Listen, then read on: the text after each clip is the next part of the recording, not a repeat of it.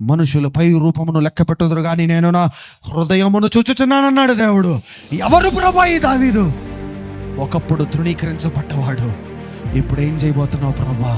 I'm converting a rejected into elected in the name of Jesus.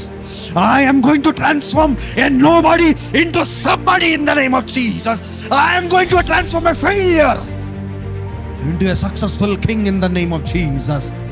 What will the anointing do? దావీదు 66 యుద్ధాలు చేశాడు, ఒక్కటి దావీదు ఓడిపోలా. కారణం సమూయేలు మీద ఉన్న అభిషేకం. సమూయేలు ద్వారా దేవుడు ఒక గొర్రెల కాపరి నుంచి మనుషుల కాపరిగా చేసేసాడు దేవుడు. అభిషేకము నీ మీదకి వచ్చాక నువ్వు మామూలుగా ఉందామనుకున్నా ఉండలేవు.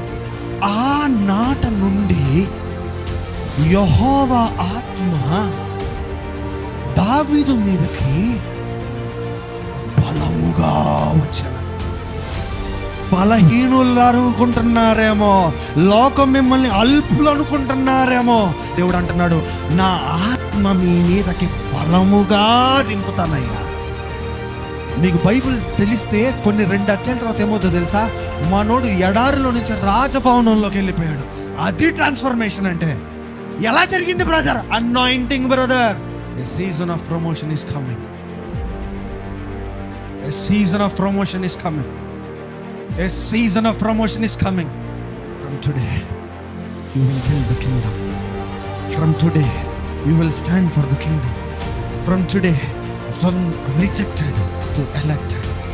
అరణ్యములో ఒంటరిగా ఉన్న నిన్ను దేవుడు తన సైన్యములో పెట్టుకుంటున్నాడు.